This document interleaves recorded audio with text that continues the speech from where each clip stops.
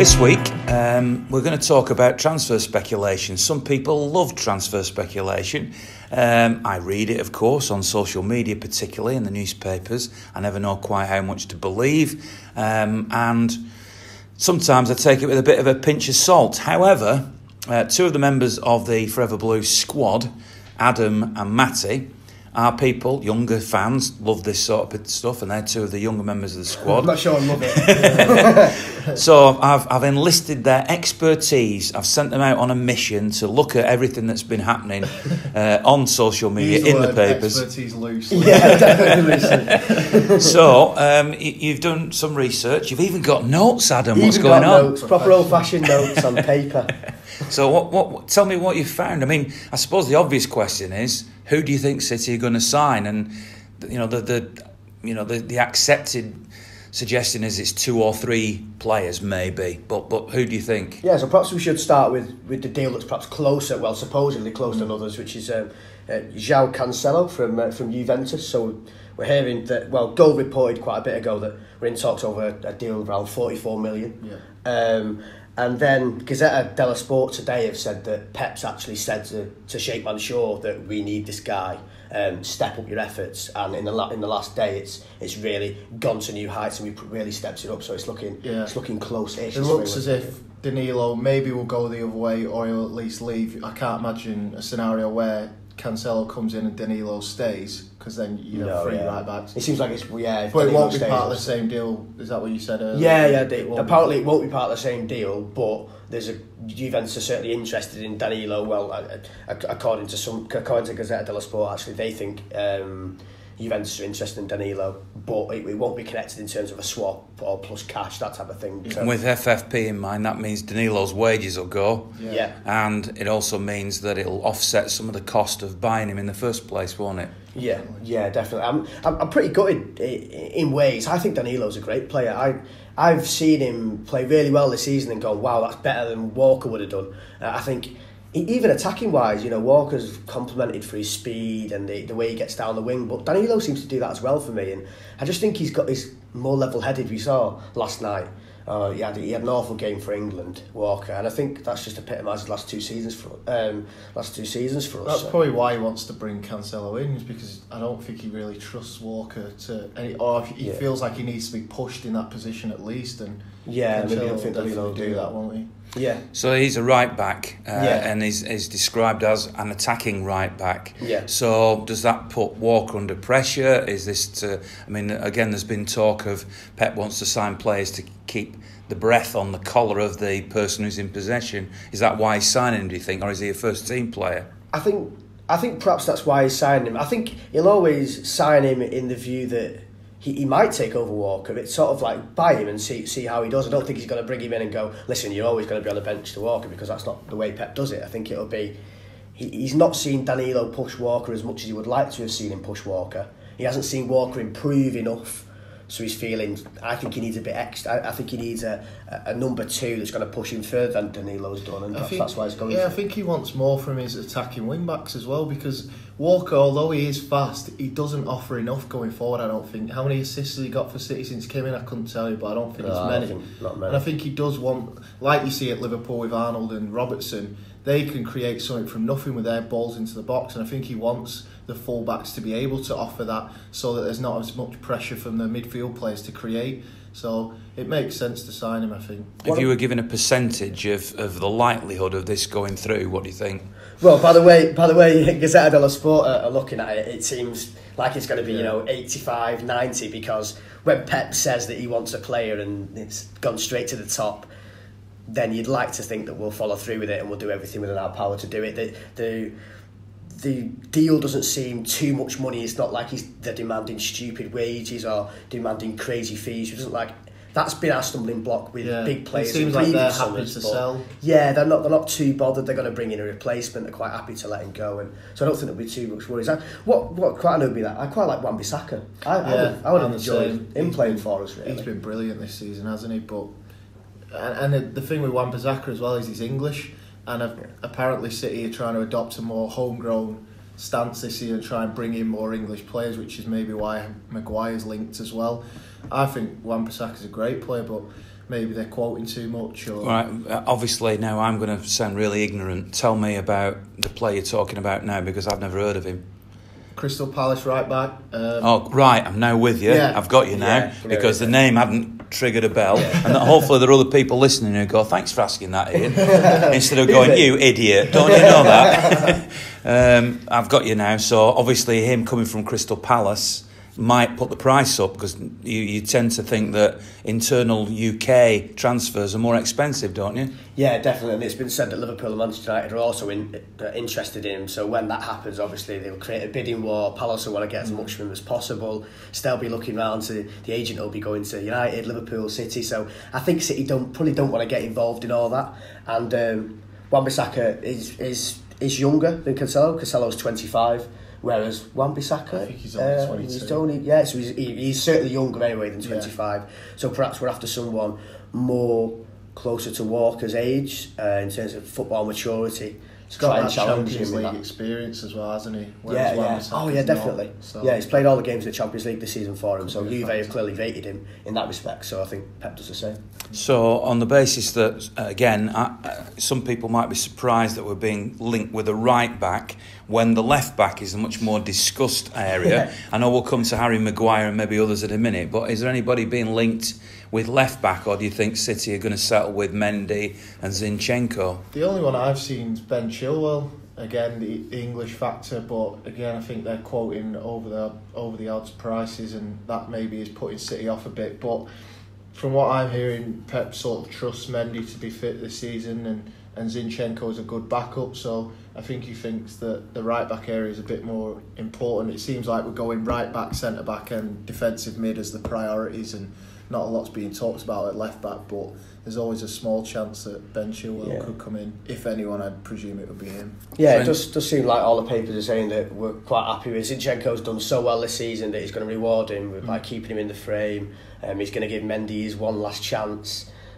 We know that Laporte can play out there if need be as well, so it does seem like he's got more trust in those players than perhaps I would do. I'd be going out and buying another left back, to be honest, but I understand your point, but do you not think it causes problems then? Because Zinchenko's been so good, if Mendy were to stay fit, how does he balance that, keeping Zinchenko in the team and Mendy and possibly Chilwell?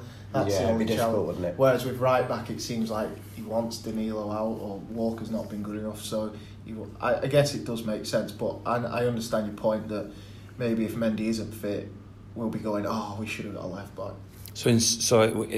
We could see Danilo go. We could see one player coming at right back, one of maybe two, but it's sounding like it's the player you first identified.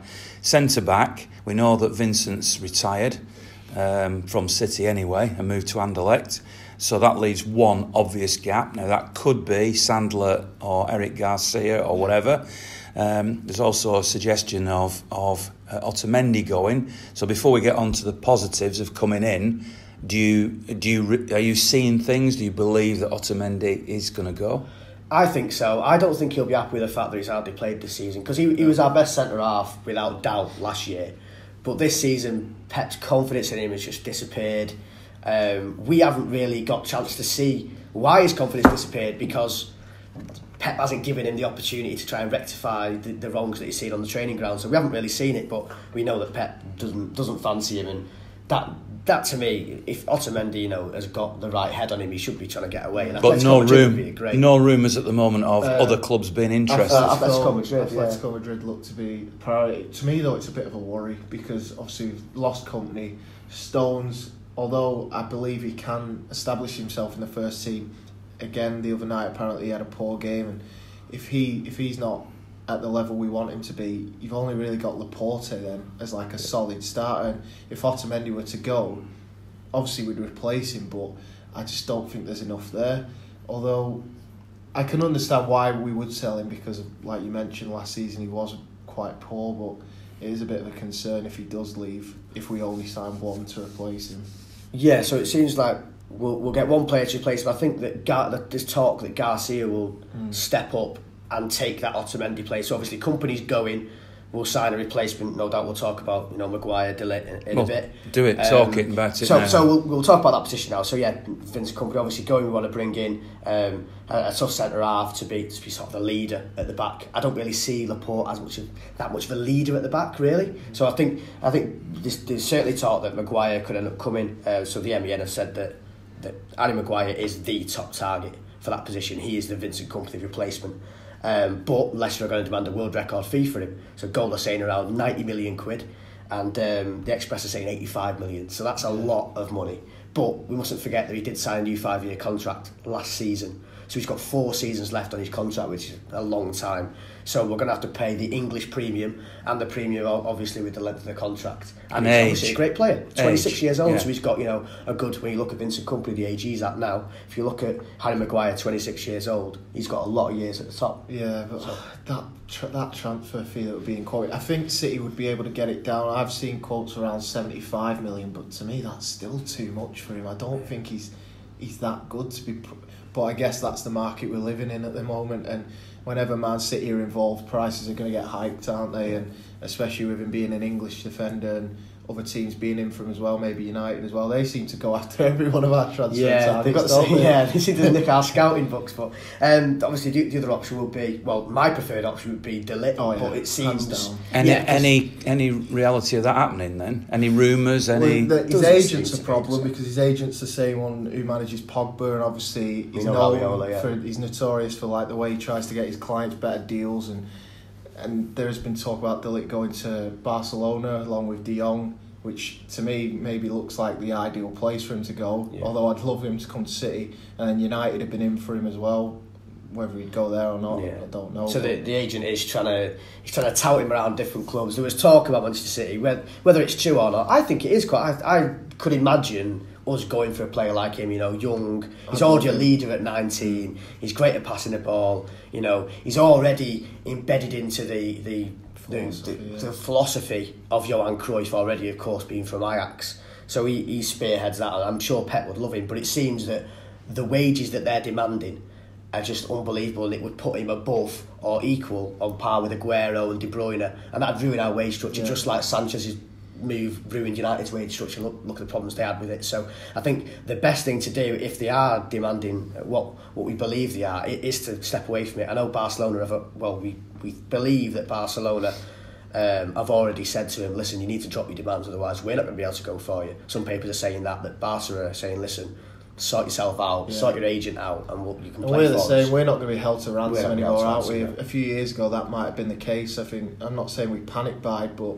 we'd do everything we could to get the player in. Whereas now we're in a position of strength where we can say, look, if you don't want us, we don't want you. So, are there any other centre halves in the frame then at all, or does it look like it's going to be Maguire or nothing? It can't be Maguire or nothing, can it? I don't think it can be Maguire or nothing, but I haven't been hearing rumours at all, really. I can't think of anything apart from Maguire, because it's been so blindingly obvious that that's been our target, according to all these different papers saying Maguire's the man, that no one's really concentrated on anyone else. Or there probably is backup. Obviously, I think I remember last year in the All or Nothing documentary, they were talking about they've got a key target, and then they'll have 2 or 3 players below that they then look to bring in afterwards. So they've always got people below, but I think, well, by all accounts and by the MEN's accounts, that Maguire is the man, apparently. So if a right back is looking 85% certain, if Maguire is an absolute top priority, and there's 2 or 3 signings, that leaves room for potentially one more. Is that going to be a striker? Is that going to be a midfielder? There's lots of midfielders being linked with City. Rodri is an obvious one. Felix is another one. But you see a lot more speculation about midfielders, don't you? Yeah, Are there any strikers in the mix at all anywhere? Felix is the only. He sort of plays as a second striker. He can play. He played up front for Portugal the other night. He can play as a striker. I think he got 15 goals for Benfica last season, so he can play as a striker. But he's probably more likely to play off Aguero. But it doesn't look like we're in for a direct striker. No Dybalas or anything like that. João Felix strikes me as a more of a Pep striker than Aguero does, in terms of the fact that he's like a Lionel Messi. He's not an out, and you wouldn't count Lionel Messi as an out and out striker, but he plays in the most forward role. If you like. Again, the price though. What was it? Again, 100, this talk. 106 million. Yeah, there's talk about 106 million, but you know, in Portugal they're saying we've already put that 106 million on the table and said, listen, you can have it because he's 19 years old. The investment that we're going to put into him it'll be so much better in the long run. So, and they sort of said that Soriano's already met the Benfica president and said, you know, we want him. He met him in London apparently just over a week ago. So that one seems to be moving along quite nicely. I'd love to see him because again, he's a young lad. There's talk perhaps of him going back to Benfica next season and spending a year on loan effectively at the club that he's at, and then coming to us later on when Aguero's a bit closer to leaving. So despite that massive fee, he would be one that doesn't go into the first team. Yeah, he'd be one for the future. Unbelievable. Yeah, absolutely crazy. But I don't think that'll stop us going in for a midfielder. I know we've talked about maybe 2 or 3 coming in, but I think if we were to get Felix, it wouldn't stop us going in for a midfielder because I think a holding midfielder is a crucial position that we need to. So who's the top on that at the moment? Rodri. Rodri's looking the most likely. 6'3", strong midfielder from Spain, and there's talk of Fernandinho maybe dropping into the defence next season, which makes sense, I guess, if Rodri were to come in. But obviously, Fernandinho's 33, 34 now, so he can't play every game, and we need a defensive midfielder. And yeah, Rodri's looking the most likely from Atletico Madrid. Yeah, I agree. Apparently, the Emirates said that we're prepared to pay the £62 million release clause for him, so there's no problems there. The price seems okay, considering he's going to be a long-term replacement. He's only 22 years old. But the player has said to Atletico, apparently, that he needs space to make his decision. He's not quite sure yet. Barcelona, Bayern Munich have also been touted by the Sun to be after him as well. So he's got a big decision to make, but hopefully he makes it our way because by accounts, I have not seen him play, but apparently he is the man to take over Fernandinho. Things can change so quickly though, can't they? Because there was talk of Bruno Fernandes from Sporting Lisbon coming in, and then all of a sudden it was like, no, it's not happening. So things can change so quickly, but I think midfield is a key area we need to strengthen, and hopefully we can bring him in. Yeah. So are there other names in midfield that have been linked? One. Yeah, and Ndombele is one. I loved him because he played really well for Lyon, if you remember, in the Champions League in both games. Certainly the game that was at the Etihad, he controlled the midfield really well. I think he's actually better technically in terms of breaking the press with a pass than Fernandinho is. Last season when Fernandinho was playing against Liverpool at Anfield in the Champions League and again in the league, he was really struggling to break that press. He was there, he was sort of passing it backwards and passing it sideways, but he wasn't actually getting it through and getting it towards our strikers to get the crucial goal, whereas Ndombele proved he could do that in both the games against us, and apparently he's doing the same in the French league as well. There's talk of Real Madrid's Marcos Llorente as well. I don't know much about him at all, but he's looking also like one of the backup options, like we spoke about, you know, the 2 or 3 below our main target.